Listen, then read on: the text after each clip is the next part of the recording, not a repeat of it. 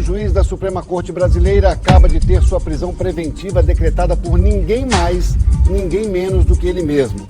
Porém, horas depois, ele próprio entrou com um habeas corpus recorrendo da sua própria decisão e se libertou. Essa piada de IA nos faz refletir sobre a seguinte questão: por que no Brasil ninguém respeita a lei, ninguém respeita a Constituição, ninguém respeita nada? Eu sou o Aaron, e para chegar nessa resposta, uma estratégia interessante é a gente comparar o Brasil com o Japão, que é um país onde as coisas funcionam, e ver o que há de diferente no Japão com relação no Brasil, para explicar por que as coisas funcionam lá, mas aqui não. Em primeiro lugar, é importante observar que durante a Segunda Guerra, o Japão estava alinhado ao eixo do mal. Ele fez barbáries com os chineses. Era um regime totalitário, ditadura brutal. Porém, conforme ele foi reconstruído ao fim da Segunda Guerra, sob influência do capital americano, ele foi levado a adotar valores cristãos ocidentais tradicionais, tal como a democracia, os direitos humanos, né? Até então, o Japão era um império, não tinha uma visão democrática. O indivíduo é que deveria servir à coletividade, não tinha essa concepção de direitos individuais. Concepções essas que foram criadas muito por influência de valores cristãos. Então, eles não absorveram a teologia cristã, não absorveram a fé cristã, mas absorveram esses conceitos que foram influenciados pela fé cristã, como democracia, né, Estado de Direito, direitos civis, etc. E daí, eles cristalizaram esses valores ao longo do tempo, conservando esses valores até mesmo de um modo mais eficiente do que o próprio Ocidente. Então, em muitas coisas, hoje, os japoneses são mais conservadores e são mais tradicionais do que o próprio Ocidente. Então, ao menos nos aspectos éticos, eles parecem mais cristãos do que os próprios cristãos no Ocidente, que são muito mais liberais em seus valores, no geral, do que os japoneses. Ora, por que isso acontece? Uma característica que salta aos olhos no Japão é quanto eles enfatizam a honra e repudiam a desonra e a vergonha. Então, se, por exemplo, um juiz lá é pego em um escândalo, em corrupção, em um crime, isso é uma vergonha total para ele, uma desonra não só para ele, mas também para sua família. Todas as pessoas que eram próximas a ele se afastam dele, porque não querem estar associadas a algo tão baixo, a algo tão sujo, a algo tão vergonhoso. Então essa pressão social muitas vezes leva né, o próprio indivíduo a renunciar, às vezes a se autofindar até. Então você nota que na cultura deles, eles não têm pé atrás em se afastar de alguém, em excluir socialmente alguém que age de forma desonesta, que age de forma desavergonhada, que age de forma suja. Eles não tratam da mesma maneira a pessoa que é nobre, a pessoa que é dedicada, esforçada, virtuosa, que cumpre a sua palavra. A essas pessoas eles dão grande confiança. Agora, a pessoa que não faz isso, eles não tratam da mesma maneira. Enquanto que aqui no Ocidente a gente tem a falsa ideia de que a gente deve tratar todos com o mesmo nível de respeito, com o mesmo nível de honraria. Desde a pessoa mais virtuosa, abnegada possível, até a pessoa mais vil, desavergonhada e até mesmo monstruosa possível, todo mundo merece um abraço. Não é isso que a Bíblia pega e não é isso o que eles fazem. Mas a gente aqui no Ocidente fica se perguntando, será que essa coisa de honra, de vergonha, isso é só psicológico, isso é só romantização, isso aí não serve de nada, não é suficiente para mudar o coração de ninguém, para colocar ninguém nos trilhos certos? Será que não? Se não é isso, o que é então? As leis? As leis são muito importantes, são fundamentais. Porém, a lei em si é só uma coisa escrita no papel. Quem garante que a polícia vai obedecer à lei, que os soldados vão obedecer à lei, que quem está no poder executivo ou no poder judiciário vai obedecer à lei? A própria lei? Quem faz as pessoas que executam a lei seguirem a lei? Se o juiz, o presidente, o parlamento, o exército, o promotor, se todos eles não quiserem seguir a lei, quem vai forçá-los a seguir? Se são eles que forçam as pessoas a seguir. No caso, o que força é a consciência social. É o próprio senso moral das pessoas, o próprio desejo de obter honra e não obter desonra nos olhos dos outros, não cair em vergonha pública, não cair em indignação pública. A moralidade é a base da civilização, e não a civilização a base da moralidade. A civilização, ela vai sim criar leis que intensificam o bom comportamento das pessoas, mas para que essas leis sejam criadas, já é preciso haver uma certa consciência moral muito forte nessas pessoas. Ah, mas será que esse papo de honra não é uma coisa de fariseu? Não é uma coisa de orgulho? Bom, é importante a gente diferenciar honra de orgulho, que são duas coisas que na superfície se parecem, mas que na essência são radicalmente diferentes, e também suas consequências. Em primeiro lugar, honra, ela está ligada a um sentimento de felicidade com relação a fazer o que é certo de forma constante e consistente. A honra está ligada a uma boa reputação, a uma boa fama que você quer manter, que você se esforça por manter. Então você observa que seus hábitos mudaram após uma conversão, que você já não é a mesma pessoa e você não quer a desonra de voltar a antigos hábitos. Então perceba que a honra, ela aumenta a sua vigilância com relação aos seus atos. Você quer manter essa boa fama perante os seus próprios olhos, perante os olhos dos demais e perante os olhos de Deus, se você crê nele. Então a honra tem a ver com o padrão externo do seu comportamento, que você observa e você quer manter. Diferente é o orgulho. O orgulho, ele está ligado a uma supervalorização de qualidades internas. Então o sujeito se acha muito sábio, muito corajoso, muito competente, muito talentoso. E aí ele acha que nunca vai errar, né? Não, sou super competente, como que eu posso estar errado? Ele não exerce autocrítica. Então ele diminui a sua vigilância sobre os seus atos. Enquanto que a honra aumenta a vigilância, o orgulho diminui. Porque o sujeito já acha que ele é puro o suficiente, não precisa ficar se questionando, será que ele agiu certo ou não, jogou certo ou não. Ele se acha o máximo, que sempre vai agir da melhor forma possível. Outra diferença importante é que o orgulho, ele faz-te se sentir superior aos demais.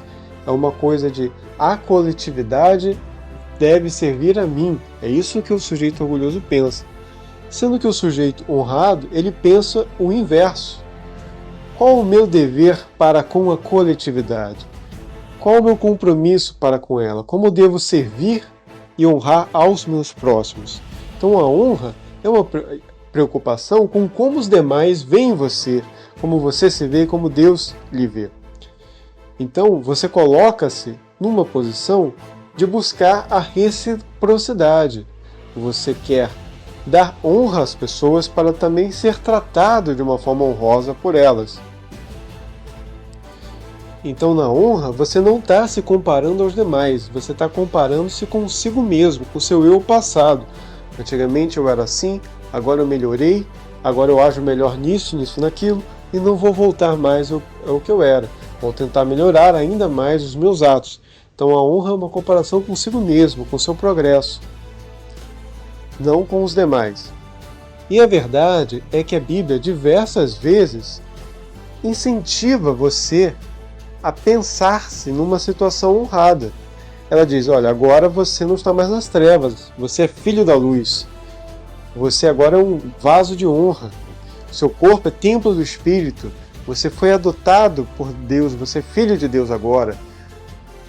Não polua o templo do Espírito, não polua o seu corpo. Não haja de forma baixa, de forma vil. Não condizente com alguém que nasceu de novo. O seu pecado ficou para trás.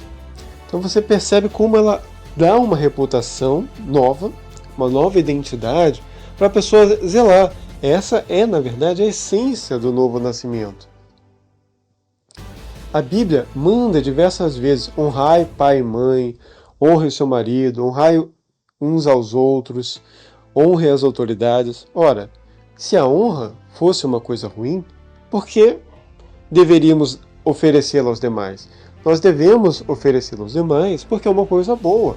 É bom ser honrado e é bom honrar as pessoas, porque quando você honra os seus compromissos, você honra o seu próximo, você também é honrado por eles, você também está agindo com honra, você está encontrando honra em si mesmo, né? Se você não honra seus compromissos, se você não cumpre seus deveres, na verdade você está desonrando a outra pessoa, você está sinalizando para elas: olha, eu não me importo tanto assim com o que eu falei para você, não me importo tanto assim em cumprir o meu dever, o compromisso que eu assumi com você, outras coisas mais importantes que você surgiram na minha vida. E é por isso que eu não posso fazer isso agora.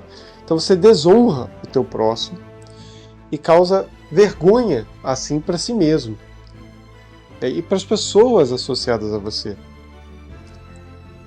Então Paulo escreve que nós podemos ficar felizes com as nossas boas obras, contanto que a gente não se compare aos demais.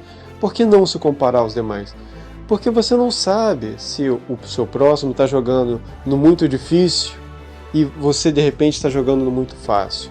A Bíblia diz que cada um vai ser julgado conforme aquilo que lhe foi dado.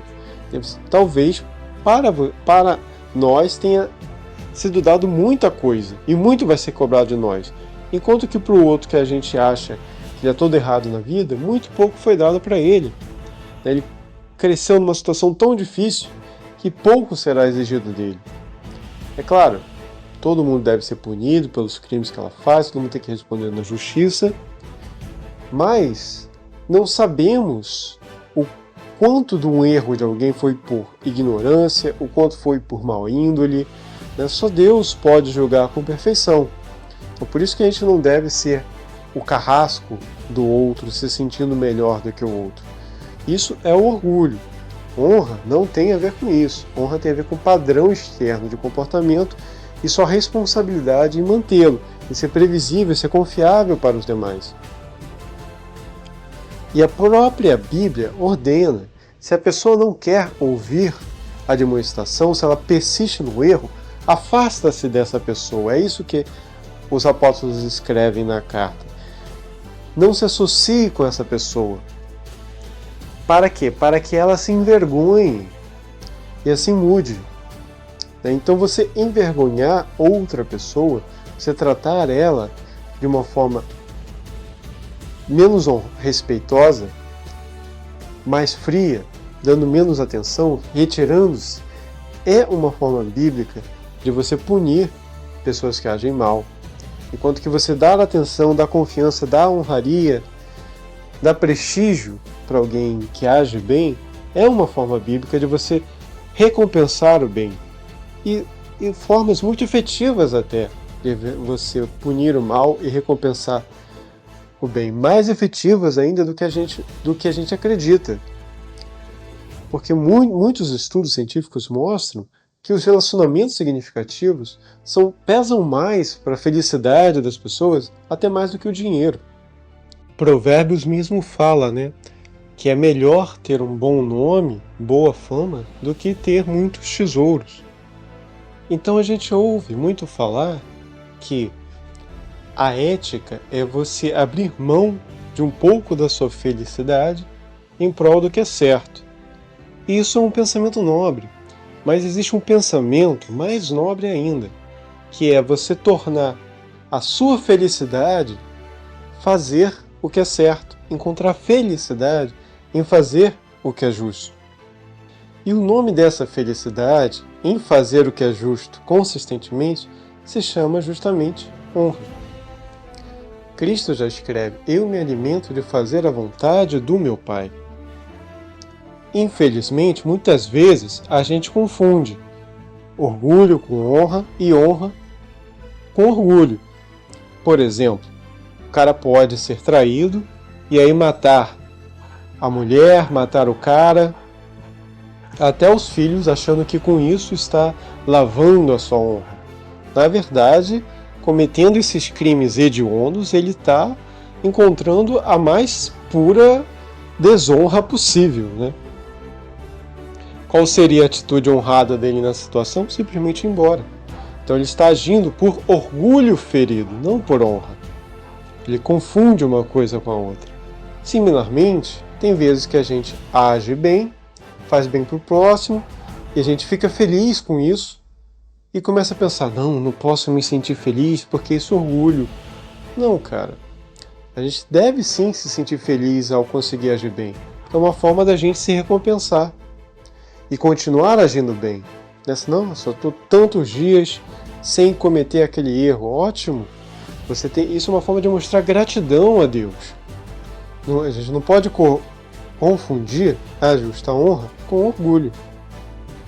Se chega, por exemplo, num círculo social, num trabalho, ou qualquer outro ambiente, um cara muito competente, um cara muito bondoso, um cara muito justo, um cara muito corajoso, um cara muito virtuoso, um cara muito talentoso. Você acha que o brasileiro médio vai fazer o quê? Vai dar oportunidade para esse sujeito? Vai honrar esse sujeito? Ou vai ficar cheio de inveja e vai tentar sabotar esse sujeito, puxar o tapete dele, com medo de que ele vai e tome o lugar dele? Eu acho que, é óbvio, sem generalizar, mas em muitos ambientes do Brasil vai acontecer o segundo caso. Os homens não vão honrar os homens melhores que estão ali. Eles não vão seguir uma hierarquia e respeitar pelo mérito, pela competência, pelo caráter. Não. Eles vão tentar boicotar a pessoa e só deixar subir quem é amigo deles, né? Naquela panelocracia, quem o favorece. Por quê? Porque não há código mais de honra entre os homens. Então, se nem mesmo os homens honram uns aos outros, como eles esperam que as mulheres os honrem? Como eles esperam que as crianças os honrem? Os homens bons não são honrados nem pelos outros homens, que dirá então pelas mulheres e pelas crianças, porque a cultura da honra, do respeito, ela sempre foi uma coisa fundamentalmente masculina em seu início. São os homens que precisam, que biologicamente estão mais ligados à luta pela sobrevivência, que precisam desenvolver essa cultura para conseguir lutar, trabalhar bem em equipe e lutar pela sobrevivência e vencer as guerras, vencer a luta contra mamutes, ou seja lá o que for, para salvar o grupo. Então os homens, eles criaram historicamente essa cultura e depois as ensinaram para as mulheres, para as crianças que entraram nessa cultura. Mas hoje não. Os caras acham que tem que começar isso ensinando para as mulheres, enquanto os próprios homens agem muitas vezes piores do que mulheres. Então, quando você tem uma cultura onde homens não estão apreciando as virtudes morais uns dos outros, eles não estão atentos para ver quem é mais bondoso, quem é mais corajoso, quem é mais confiável, quem não é confiável, quem é corajoso, quem é covarde, quem é sábio, quem é tolo. Eles não conseguem, se não observam essas coisas, eleger e levantar bons líderes. Eles não conseguem seguir bons líderes, porque eles não estão atentos às virtudes e os bons atos dos demais. E é o que acontece, surgem maus líderes.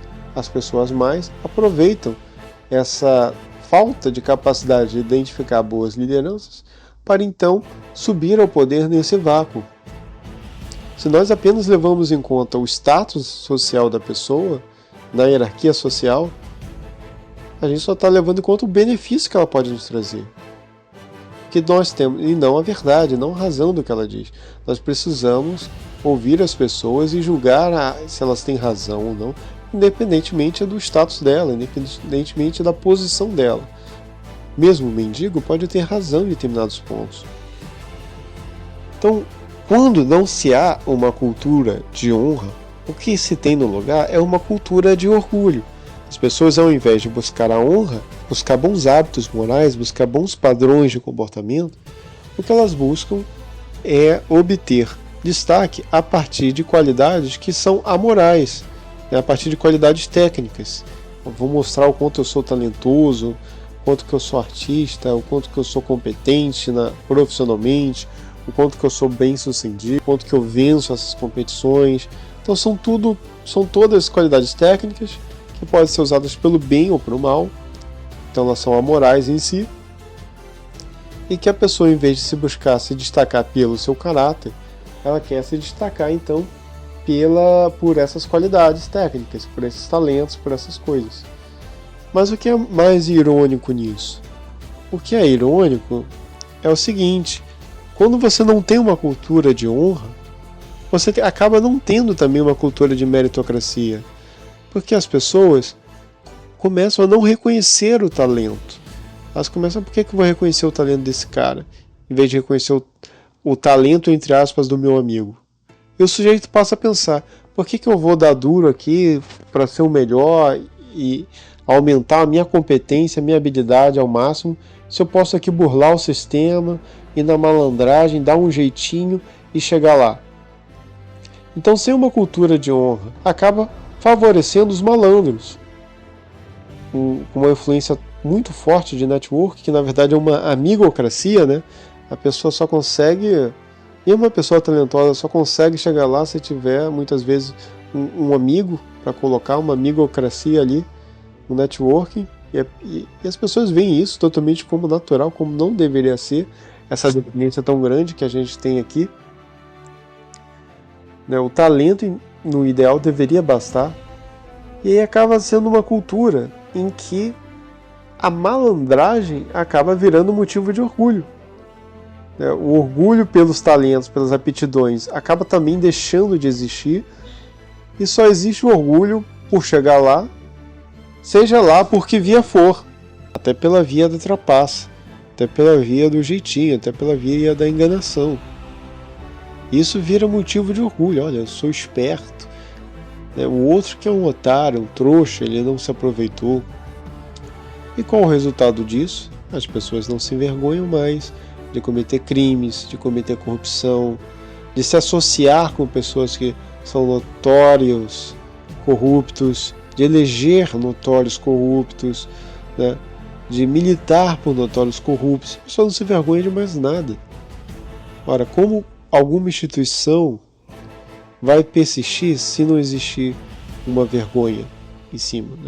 Você vê lá, por exemplo, no Japão, já tem casos de um ator que, porque foi pego com uma determinada plantinha, se é que você me entende que plantinha eu estou falando, ele perdeu os trabalhos dele, ele já não aparece mais na televisão, nem no cinema de lá, nem em lugar nenhum.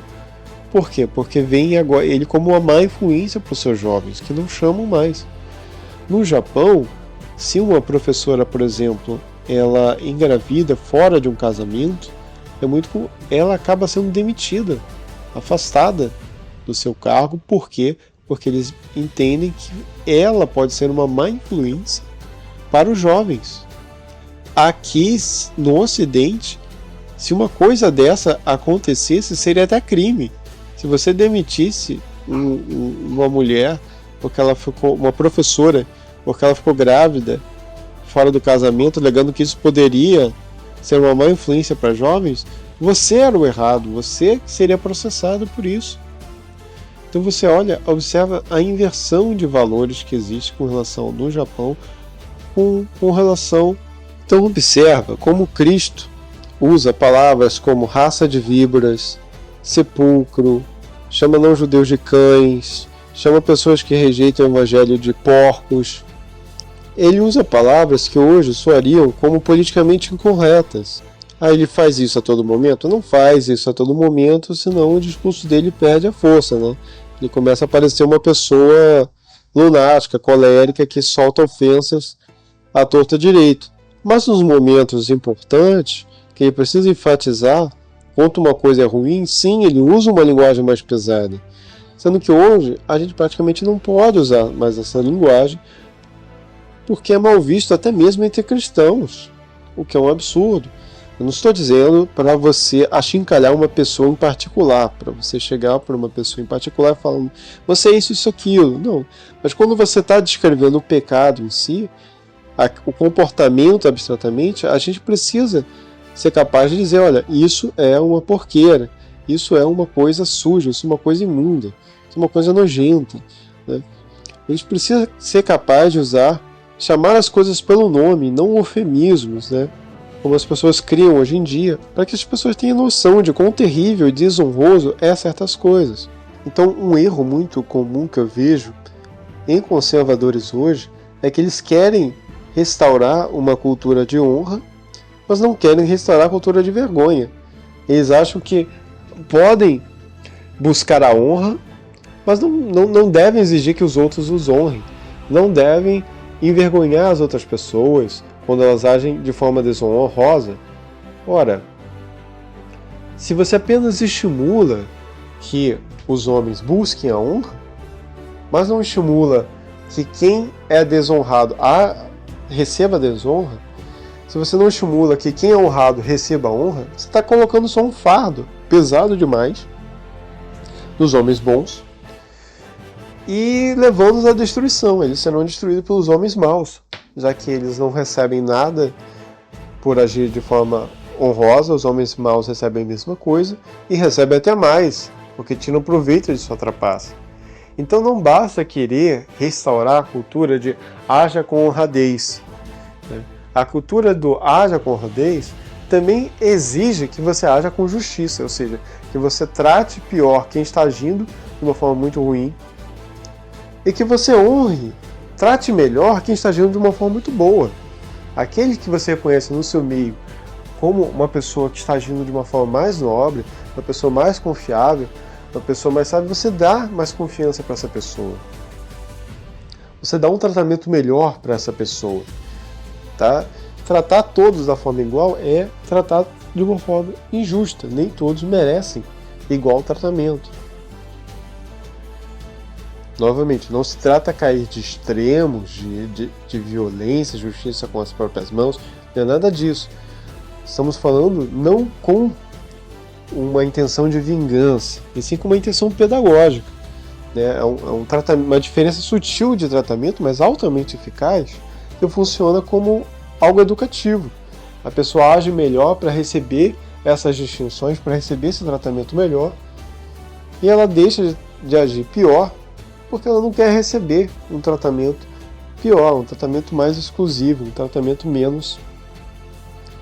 de menos confiança, de menos privilégios para ela.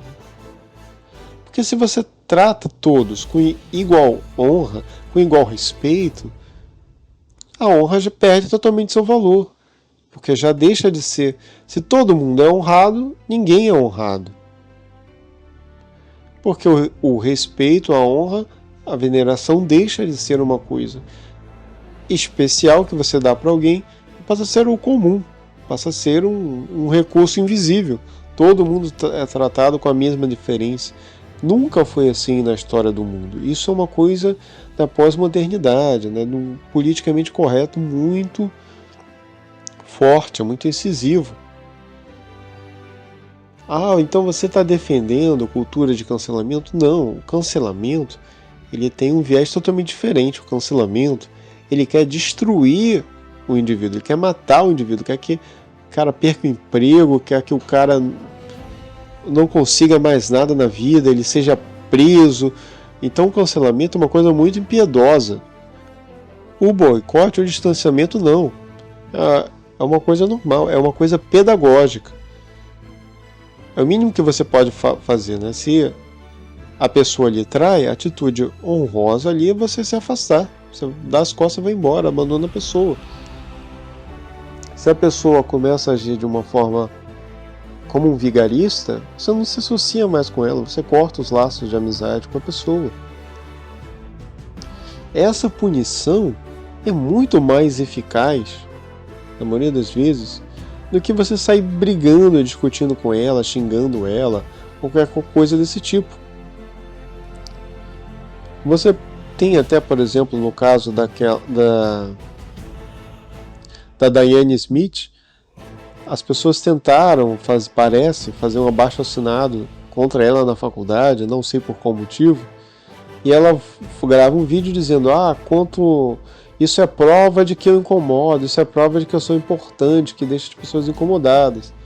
Então você acha que tentando agredir o outro, você vai estar desincentivando o outro a fazer o que você desaprova? Na verdade, você pode estar mais incentivando o outro, que o outro começa a se achar muito importante, que você está se irritando tanto com ele, né? O desprezo, a indiferença, dói muito mais no coração do que a revolta. A exclusão dói muito mais do que a inclusão numa lista de ataques. Tá?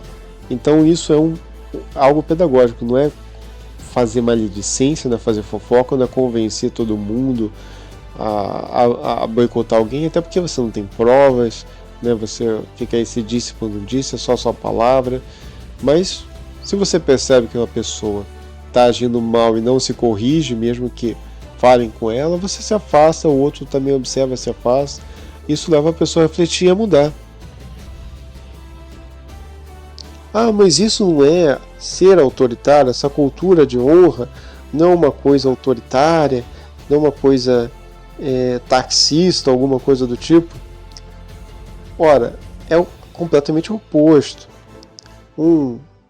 A cultura de honra, ela é uma coisa voluntária. É uma moeda de troca voluntária. Você age como a pessoa. Você voluntariamente escolhe honrar alguém, agir de forma honrosa com uma pessoa, para que ela também haja de forma honrosa para com você. Então é uma cultura de troca voluntária. A pessoa que você não liga para a opinião, se você acha que a opinião dela não vale de nada, você não precisa agir como ela espera de você. E vice-versa, a pessoa também não precisa agir como você espera dela. Então é uma cultura completamente voluntária, completamente livre.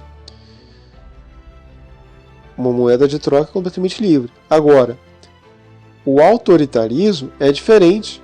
Você está forçando fisicamente alguém a cumprir aquelas determinadas leis que nem ela mesma votou ou escolheu. Você é forçado fisicamente, não é voluntariamente, não é por uma escolha sua. Você faz ou você é preso, é torturado, ou qualquer coisa do tipo. Então, embora na superfície pareça semelhante, porque tanto numa sociedade autoritária quanto numa sociedade com um forte código de honra, você vê as pessoas obedecendo a lei, você vê as pessoas agindo corretamente. No psicológico, no interior das pessoas, são situações completamente diferentes. Em uma, elas estão sendo obrigadas à força física a agirem de determinada maneira. Na outra, elas concluíram que seria mais vantajoso para elas buscar a honra, buscar o elogio das pessoas, a aprovação das pessoas, o tratamento diferenciado das pessoas, o tratamento especial das pessoas por causa da sua atitude honrosa, buscar a confiança das pessoas, do que cair em vergonha. Né? Na verdade, ter esse código moral inscrito no coração das pessoas é a solução para você ter um estado menor, um estado menos coercitivo, menos punitivo, menos vigilante. Porque quando as pessoas já resolvem seus problemas entre si mesmas, pelos seus próprios costumes, pelas próprias formas com que elas tratam umas às outras, elas não precisam de um estado pesado. Os problemas sociais são bem menores. Agora, quando as pessoas caem na imoralidade, ninguém liga para ninguém liga para nada, aí surgem problemas tão graves que você vai precisar de um Estado cada vez maior, cada vez mais interventor, para supostamente dar conta desses problemas. Aí sim que você vai para o autoritarismo. Então essa ilusão de um salvador da pátria, que vai chegar um rei bom, justo e sábio, e ele vai fazer acontecer, isso não existe. Por quê? Porque ainda que existisse um santo assim na Terra, um exército mau nunca vai obedecer um líder bom. Um judiciário mau nunca vai obedecer um líder sábio e bom. O que vai acontecer é que esse líder sábio e bom vai sofrer um golpe, seja do seu judiciário, seja do seu exército, e vai ser pendurado no madeiro, né? Na verdade, isso já aconteceu na história, literalmente. Então, uma sociedade de pessoas más jamais se curvará a uma liderança boa. Mas ainda que essa liderança boa, magicamente, seja, sei lá, o Superman e consiga forçar as pessoas a agirem bem, de algum modo, com robôs ou sei lá o que, consiga ser obedecido magicamente, ainda assim, no fim das contas, você só teria uma sociedade de pessoas más sendo obrigadas a agir bem por interesse, né? Por medo. Ou seja, você teria praticamente o inferno da Terra, né? As pessoas fingindo serem boas umas com as outras, sendo na verdade mais. Sendo que o que você quer para ser feliz é uma sociedade em que as pessoas sejam efetivamente boas. Em seu coração tem uma boa ídolo. Mas será que a pressão social da honra, do código de honra, gera isso? Ou será que as pessoas estão só fingindo nessas comunidades? Eu acredito que efetivamente gera sim, pelo seguinte motivo. A pessoa passa tanto tempo longe de maus hábitos, sem pensar em maus hábitos, porque não quer perder sua reputação, e aqueles maus hábitos acabam realmente perdendo a influência, o poder que eles tinham no coração dela. É como diz a Cristo, né? Como Cristo diz, resistir ao diabo e o diabo fugirá de vós. Então a pessoa pode ficar. Então quando a pessoa fica afastada do mal por muito tempo, as conexões neurais que faziam aquele mal ativar tão forte na cabeça dela, vai aos poucos morrendo. E quando ela começa a buscar frequentemente o bem, ainda que seja por interesse, a princípio por aprovação social, aquela recompensa social que está sempre acompanhando o agir bem, com o tempo, na maioria das pessoas pelo menos, vai fazendo ela gostar não apenas agora da recompensa social, mas do próprio bem, porque o bem agora ficou muito associado à recompensa. Então, não estou dizendo em todas as pessoas, mas na maioria das pessoas, o mero ato de agir constantemente, buscando o bem por recompensa e evitando o mal por medo dessa punição social, escolhendo isso constantemente, já vai reforçar na cabeça dela a buscar o bem por si mesmo e evitar o mal por si mesmo, na maioria dos casos. E de fato, muitas pessoas, por exemplo, que cresceram no interior, que já são idosas e não sei o que, ou já são mais velhas, mesmo que elas saiam do interior, o interior não sai delas. É isso que você observa. Mesmo quando elas já não estão mais naquela... Elas se mudaram, foram para a cidade grande com os filhos, alguma coisa do tipo, elas já não estão mais com aquela pressão de vida em comunitária, de vigilância em cima delas, elas continuam mantendo seus hábitos, elas continuam evitando aqueles vícios de cidade grande, continuam não sendo tão atraentes para elas. Elas continuam mantendo aquela postura mais conservadora, aqueles valores mais conservadores, mesmo longe de um ambiente conservador, mesmo inseridas em um ambiente altamente progressista. Então você vê que isso realmente foi uma mudança interna na pessoa. Não foi só que estão fidaram internamente. E não é por acaso que a Bíblia diz: não deixeis de congregar, jamais. Onde 2 ou 3 de vocês estiverem reunidos em meu nome, lá eu estarei. Porque o cristianismo, a princípio, ele não era uma crença, uma doutrina apenas. Ele era um estilo de vida comunitário. Sempre foi. Não existe um cristianismo sem um estilo de vida comunitário. Porque quando você vive inserido numa comunidade cristã, você precisa ser cristão de verdade. a vigilância sobre você é muito maior do que quando você vive num lugar não cristão, na sua casa, no seu bairro não cristão, aí vai para uma igreja, aí lá, durante 1 ou 2 horas, você finge que é bem comportado, você finge que é uma pessoa direita, finge que é um cristão, aí quando você volta para casa, começa a agir da forma mais mundana possível. Isso, infelizmente, é um padrão da maior parte das pessoas hoje, cristãs, né? E olha como isso é uma má influência para as crianças, né? As crianças olham isso e começam a ver uma hipocrisia muito grande nos pais, no culto, se abraçando, apertando a mão do vizinho ali no banco. E quando chegam em casa, não são nada daquilo que aparentam ser nesses 2 minutos, nesses 1 ou 2 horas de congregação, né? É por isso que nós precisamos voltar a uma vida comunitária cristã, a fazer células nas nossas casas, chamando nossos vizinhos cristãos do bairro, ou não cristãos que queiram conhecer também, como foi assim que o cristianismo originalmente se expandiu, com um movimento de bairro. Porque quando você cria um movimento de bairro, você cria essa sensação de comunidade, essa sensação de honra e desonra, essa sensação de recompensa e punição pelo que você faz de bem e de mal. Isso facilita muito a pessoa a mudar efetivamente de vida e cristalizar essa mudança no seu coração. Então, existe um ou outro que é hipócrita, existe gente que vai fingir, existe gente lá, mesmo no interiorzão, mais conservador possível, que o cara ou a mulher apronta pra caramba. Isso sempre existe, tá? Sempre vai existir lobos em pele de ovelha, isso é básico, tá? Mas, estatisticamente, você vê que nas cidades grandes, esses comportamentos são uma escala muito maior, uma escala muito mais avergonhada, uma escala muito, muito grande. Então não é aquela verdade de que todo mundo ali naquela cidade é tão depravado na cidadezinha quanto na cidade grande, só que é uma depravação fingindo. Não. Isso, você realmente ficar abstinente do mal e realmente ser reforçado pelo bem, realmente é uma coisa que pode frequentemente mudar o coração da pessoa mesmo. Até para isso é ciência comportamental. Até mesmo depois que você retira as recompensas, a pessoa ainda mantém os bons hábitos, né?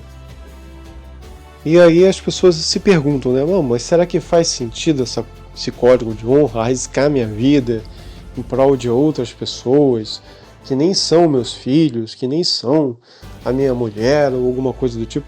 Cara, se você só se importa com quem é seu filho, ou quem é sua mulher, ou quem é seu parente, até um gangster, até um mafioso protege sua própria mulher, protege seus próprios filhos, pelo amor de Deus. Isso não é nada demais. É tão só um padrão que até bandido tem. Esse é o padrão ético. A injustiça em algum lugar é uma ameaça à justiça em todos os lugares, como diz Martin Luther King. Então por que há tanta injustiça no Brasil? Simplesmente porque os homens deixaram a justiça correr solta e crescer. Deixa esse bandido ali fazer isso, não é problema meu. Entrou na moral do Homem-Aranha, do Peter Parker, antes de virar Homem-Aranha, né? Não é problema meu. Tá cometendo crime, não sei o que, mas eu não vou meter, não é problema meu. Não vou denunciar, porque vai vir dor de cabeça pra mim, não é problema meu. Não é problema seu, talvez agora, né? Mas você deixa a coisa crescer, você deixa a justiça se espalhar, uma hora vai chegar a você e seus filhos. Uma hora a sociedade vai chegar nesses índices absurdos de homicídio. Por quê? Por inação. Como diz uma outra frase muito famosa, para a vitória do mal, basta que as pessoas de bem nada façam. O que assusta não é o barulho dos maus, mas o silêncio dos bons. Então tem várias frases já, clichês, né, que reforçam essa ideia de que os maus eles estão dispostos a fazer tudo. Você acha que o ápice da maldade é o egoísmo? Não. O egoísmo, o egocentrismo, se importar mais com você do que com os outros, é só o padrão de todas as pessoas, né? De todo ser humano. O padrão médio dos seres humanos. O ápice da maldade é o cara que quer o mal só por motivos sádicos mesmo. Ele quer levar o povo à miséria só pelo prazer de cometer genocídio. O cara sádico, um tirano. E muitas vezes essa pessoa está disposta a se sacrificar para fazer mal aos outros, né? A inveja, o rancor, o ressentimento são tão grandes que eles são autodestrutivos. O sujeito pode até causar dano a si mesmo, contanto que cause dano maior às outras pessoas. É por isso que você vê muita gente atirando em escolas, depois se matando, pessoa matando os outros, depois se matando, pessoas fazendo loucuras que na verdade prejudicam a si próprias. Elas teriam muito mais vantagem se agissem na vida de uma forma honesta, né? Tem muito político aí que, se fosse honesto com a fama que tem, ele teria um lucro até muito maior. Ele ficaria para a história, mas ainda assim eles optam pela maldade, porque já está viciado nesse sadismo, nessa sensação de se sentir mais esperto que os outros, se sentir dominando os outros, se sentir humilhando um povo inteiro.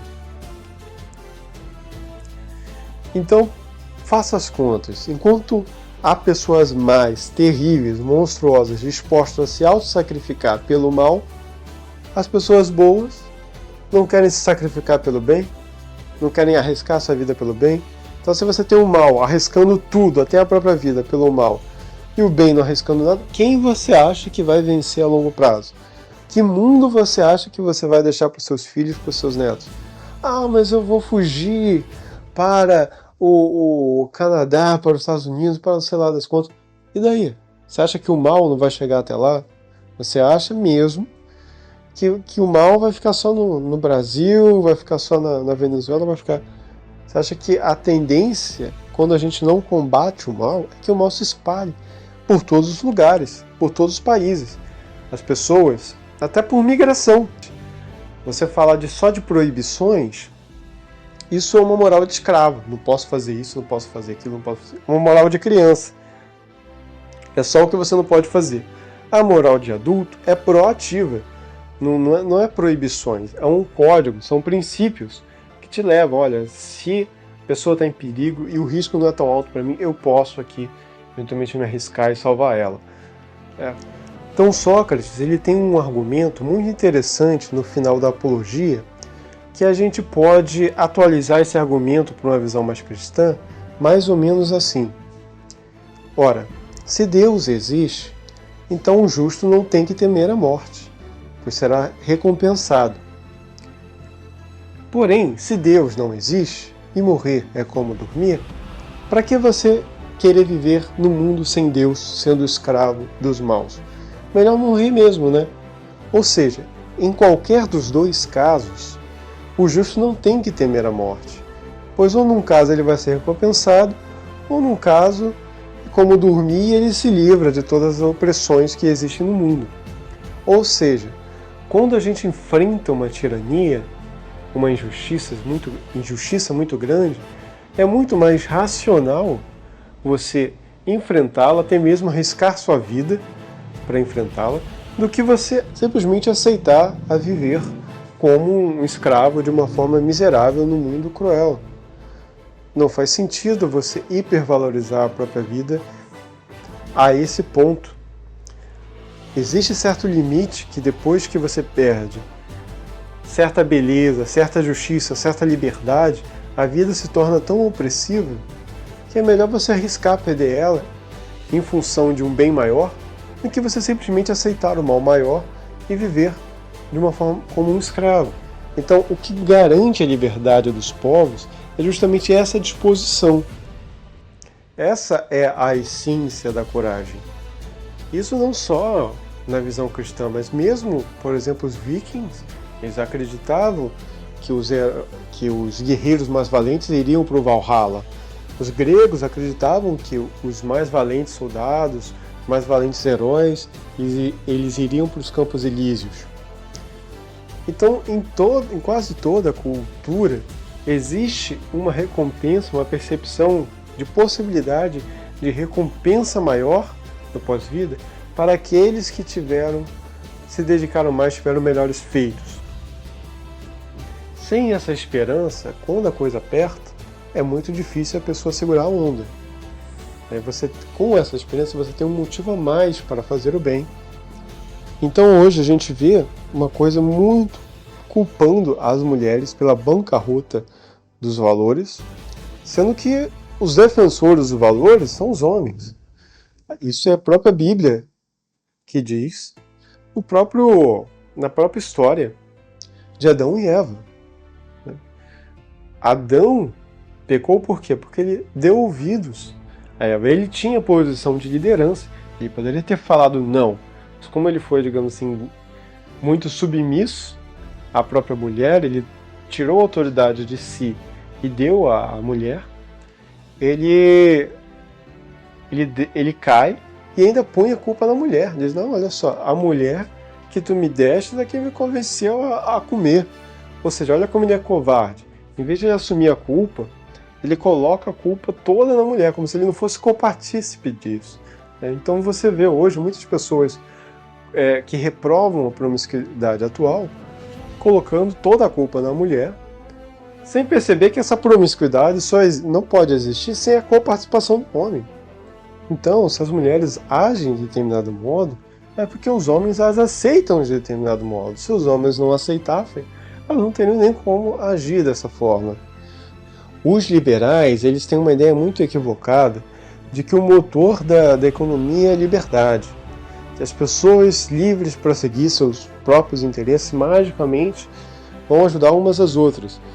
Isso não é a verdade total, isso é só meia verdade. Isso depende de uma coisa mais fundamental do que a liberdade, que é da moralidade. Então, por exemplo, um comerciante livre para fazer o que quiser, ele vai adulterar os seus produtos, vai vender produto errado, adulterado para o cliente para lucrar mais. Ele vai matar os seus concorrentes para lucrar mais. Ele vai querer escravizar os seus empregados para poder lucrar mais. Ele vai querer até assaltar o cliente que vai lá. Então, a prosperidade, ela só pode ocorrer dentro de uma moralidade. A liberdade, ela só vai transcorrer bem dentro de uma moralidade que diga os limites até onde essa liberdade pode ir. Sem isso, a liberdade vira direito de fazer qualquer coisa. As pessoas só trabalham bem em equipe quando elas seguem regras de bom trabalho em equipe, que são as regras morais, as regras éticas são regras de bom trabalho em equipe. Então fica uma coisa óbvia, olha, a prosperidade ocorre quando as pessoas trabalham bem em equipe, que é quando elas seguem regras de bom trabalho em equipe, ou seja, nenhuma sociedade enriqueceu materialmente sem antes se enriquecer moralmente, eticamente. Então um erro da direita atual é querer criar prosperidade, criar dinheiro sem antes criar moralidade, sem antes você ter direito à fortuna, dinheiro, sem antes você ter direito à própria vida. Antes de garantir segurança para a sua vida, o cara quer garantir que você vai empreender. Isso é uma inversão da prioridade. Você está colocando a carroça na frente dos bois, meu filho. O certo seria fazer como o Bukele fez. Você moraliza o país, você começa a combater a criminalidade, você começa a combater a corrupção, e com isso você tira do cenário os piores agentes, os agentes do caos, os agentes que estão favorecendo o crime organizado, os agentes que estão favorecendo a corrupção, seja de onde estiver, do parlamento, do judiciário. Você faz uma limpa, aí sim você vai conseguir fazer posteriormente reformas liberais, porque você já limpou o terreno de toda essa gente que só quer ferrar com os demais e tirar vantagem para si. Isso era o que Olavo, ou uma coisa parecida com isso, é o que o Olavo exortava para que o último presidente fizesse, né? Só que ele não fez, e aí a gente está nessa situação. Agora, será que o próximo vai fazer também? Se ganhar, o que eu acho bem complicado, por várias razões diferentes, não me parece, infelizmente, que vai ter uma direção diferente do pai, né? Infelizmente. Então acho que ainda vai demorar bastante tempo até a sociedade brasileira se conscientizar que a primeira coisa que ela precisa combater é a desonra, a vergonha, a imoralidade, a corrupção. Não é o comunismo. quando você fala eu estou combatendo o comunismo, você parece que está agindo de uma forma ideológica, né? Quando você fala estou combatendo a corrupção, você automaticamente está combatendo o comunismo também, porque muitos comunistas são corruptos. E o seu discurso ele é apoiado por todo mundo. Não está dizendo, olha, eu só quero combater o corrupto de direita ou de esquerda, ou só quero combater o corrupto de direita. Está dizendo que eu quero bater qualquer corrupto. Quero combater qualquer corrupto, de direita ou de esquerda. Isso é muito mais aceitável do que você dizer eu quero combater determinada ideologia ou tal. Por pior que essa ideologia seja, é muito mais efetivo você combatê-la por tabela, não combatê-la diretamente. Eu estou enfrentando essa ideologia. Você combate o crime, a corrupção, e aí, se essa ideologia é maligna, é óbvio que pessoas malignas vão estar envolvidas com corrupção, envolvidas com crime. Você acaba limpando a coisa por tabela. Al Capone, não me engano, ele foi preso por sonegar impostos, não pelos crimes mafiosos que ele cometeu. Então precisa ser um pouco inteligente e comer pelas beiradas. E deixar essa ilusão de que você atacando o problema de frente vai resolver o problema de frente. Não vai. É preciso ser, quando você luta contra o gigante, você precisa ser um pouco mais inteligente e procurar os pontos fracos dele, né? E na maioria das vezes não vai ser atacando diretamente. Mas o que você pensa sobre o assunto? Deixa aí nos comentários. E se essa reflexão foi interessante para você, curta, compartilha com seus próximos e se inscreve para receber a próxima.